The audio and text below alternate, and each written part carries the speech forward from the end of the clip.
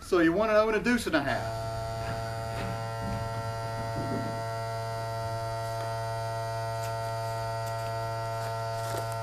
One of the best things about deuce and a halves is their cold starting ability. This sucker's been outside for 3 days. It's just now above freezing. It's about 38. It's not been started during probably about 3 months now. So let's see what she does.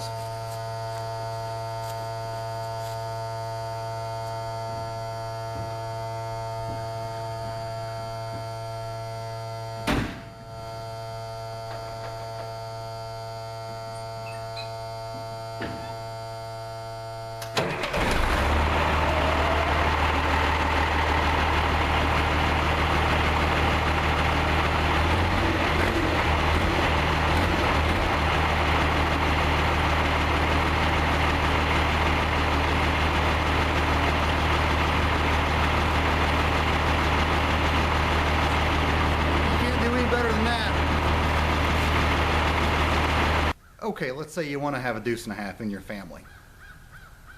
You can pick one up that's in good running order for between $6,000 and $10,000, maybe $11,000. That would be one that's actually titled and able to register just like a normal vehicle, depending on options. You know, if you got the big old winch, got the big winch there, that can add, you know, a little bit. Things to remember. This thing is big. This thing is humongous. 10 feet tall, a little over 12 feet wide, 20 with the winch, I think it's 26 feet in length, something like that. It's written inside. Weighs a little over 13,500 pounds. In most states, you do not need a CDL license, so that's good. I think in California you do. Someone correct me if I'm wrong. But this is not something you're going to park in your front yard in your neighborhood. Trust me, I tried that. Luckily, I do have a family farm, and that's where she is kept. So if you don't have access to a lot of land or somewhere that's a lot of woods that neighbors won't actually see it too much, because it's kind of an eyesore in the middle of a neighborhood, trust me.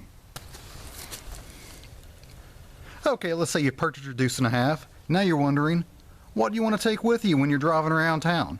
Well, let me show you a few little odds and ends that you might want to have on you. This is for short trips, by the way. Okay, number one, you're going to want hearing protection. This sumbitch is loud. It's very loud. At idle, it's not too bad. When you're inside at highway speed, which is 45 miles an hour, by the way, she gets loud. Very, very loud. Keep that there. And in case you have a passenger, you always want 2 of them. You can pick these up at Walmart, about 12 bucks. They're just shooting range earmuffs. Tools. Every standard SAE tool you can find. All the wrenches, everything. Pick everything you find there. Something to drink. I don't know why. I get really dried out for some reason. I just dehydrate like crazy when I'm in here. I have no idea why. I can drive my T-Bird for hours and hours and hours and not get thirsty. 20 minutes in this thing, I am parched. I don't know why. It's not even sweet tea, but it's still water, and that's good enough. Okay, 2-liter bottle with the top cut off. This goes in your smokestack because that will collect water. Even it is folded over a little bit. It's not folded over enough, angled over enough to keep water out of it. So it will retain water. It possibly can get into the engine, probably not. but it will blast a whole bunch of junk out of it if it does get full of water when you start it up, and it'll coat this side of your passenger side of your truck, and that's not cool. Added coolness here, because you do have an airline connection inside underneath the dash.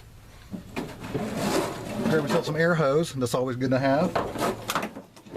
Go around and air up your tires if you want to with the tanks that's on board.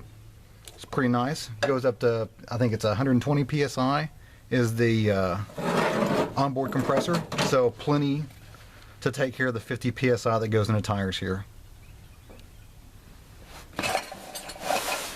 See, is that it? Yep. That's it for a little bit of tools you want to have with you.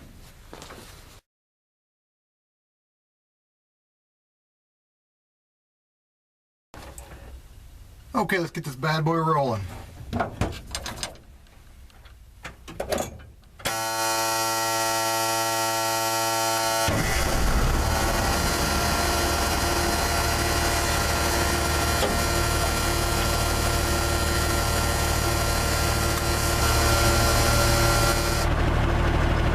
Got the air tanks full now.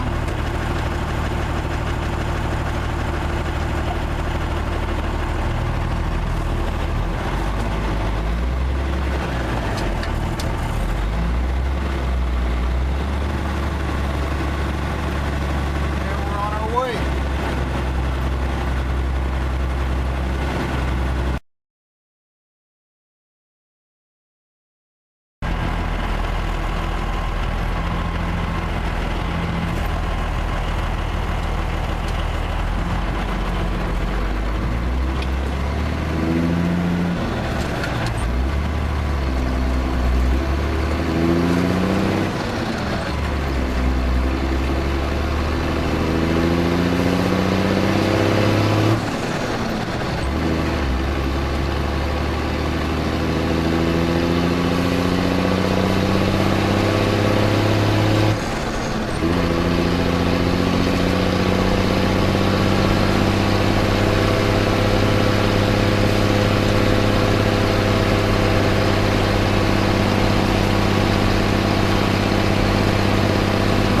You want to have a Deuce and a half, and let's say you actually bought one.